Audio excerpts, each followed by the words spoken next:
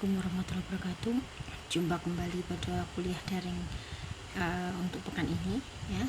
Melanjutkan pertemuan yang kemarin, kita sudah mencoba untuk menghitung daripada latihan soal yang sudah saya berikan.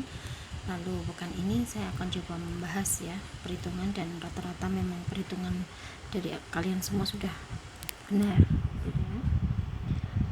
Soal yang pernah saya share pada minggu kemarin adalah yang ini ya. Di situ diketahui sebuah ruangan, kemudian ukuran 9x8 dan tingginya 3 dan seterusnya ya, dan memiliki data-data yang nanti akan kita perlukan dalam proses perhitungan ya. Mengenai kapasitasnya adalah untuk berapa orang, kemudian di situ ada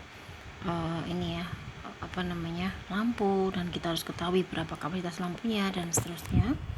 Lalu dari soal di atas kita bisa merinci terlebih dahulu apa saja hal-hal yang diketahui dalam soal tersebut ya. Di situ diketahui bahwa ruangan panjang 9x8 dan tingginya 3 meter, lalu dindingnya adalah 24 meter persegi dengan nilai dindingnya adalah 3,24. kemudian catnya warna kuning medium ya. Di situ tingkat absornya adalah 0,58.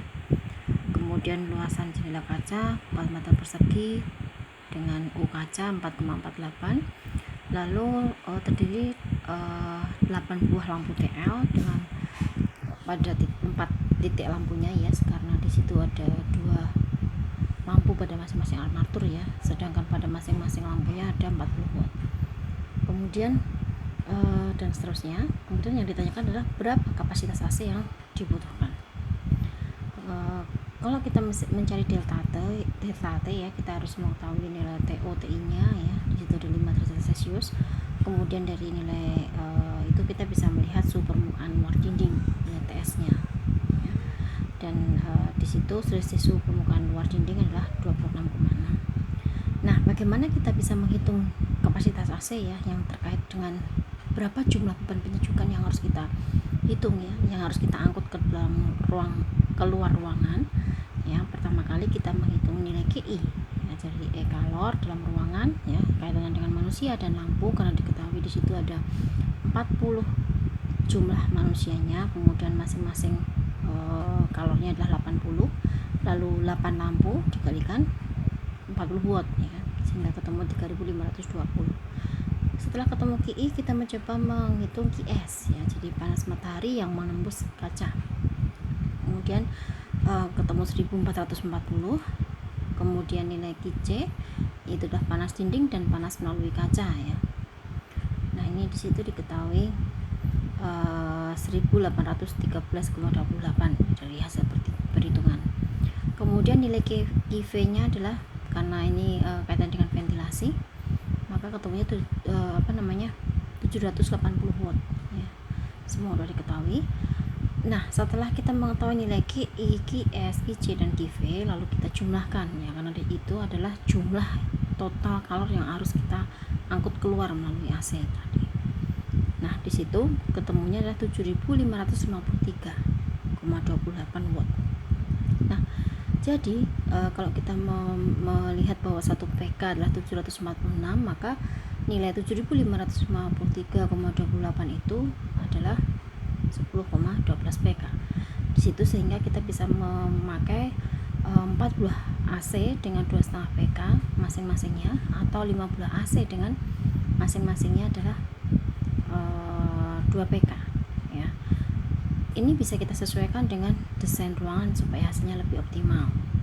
Akan tetapi untuk kepentingan efisiensi energi, sebaiknya memang kita memilih jenis PK yang rendah ya, karena memang jenis PK kapasitas PK yang rendah itu maka listriknya pun juga akan, daya listriknya akan rendah, dan itu akan bisa menghemat di situ. Nah, terkait dengan efisiensi energi ya, jadi penggunaan penyejukan ruangan atau AC ini sudah menjadi kebutuhan umum ya bagi masyarakat ya. Akan tetapi bagaimana memilih AC yang hemat dan efisien energi, karena penggunaan AC yang tak hanya berpengaruh pada tagihan listrik ya, tetapi bagi pemerintah dalam menghitung kebutuhan energi nasional dan anggaran belanja negara. Mengapa efisiensi penting? Ya, karena memang efisiensi berarti penghematan energi. Bagi masyarakat yang sebagai konsumen listrik, penghematan penggunaan energi berarti mengurangi biaya tagihan listrik ya, karena kita ketahui bahwa semakin lama tarif listrik juga semakin meningkat. Sementara untuk pemerintah, penghematan energi berarti pengurangan beban keuangan negara yang selama ini digunakan untuk biaya impor bahan bakar minyak dan subsidi batubara yang diperlukan untuk memproduksi listrik dan untuk pada pembangkit. Nah, pada kesempatan ini saya minta kalian semua menjelaskan ya bagaimana konsep yang bisa Anda terapkan agar penggunaan AC bisa mempertimbangkan efisiensi energi dan hemat energi. Ya, ini bisa Anda jelaskan dan Anda bisa sebutkan juga konsepnya ya. Kemudian bisa hal-hal apa yang bisa Anda terapkan kaitannya dengan penggunaan AC. Ya, mungkin bagaimana cara menggunakan AC yang benar gitu ya, sehingga kita lebih efektif ya, dan cara pemasangannya atau apapun ya yang bisa terkait dengan efisiensi energi. Ya, ini saya minta Anda kerjakan dalam secara kertas ya, bisa ditulis dalam ketikan atau mungkin tulis tangan ya, ini bebas ya. Saya hanya ingin meminta Anda menganalisa ya, jadi bagaimana sih supaya kita bisa energi ya. Anda bisa browsing, Anda bisa cari di buku ya, jadi bagaimana kita bisa membuat efisiensi energi yang kaitannya dengan penghawaan buatan. Oke.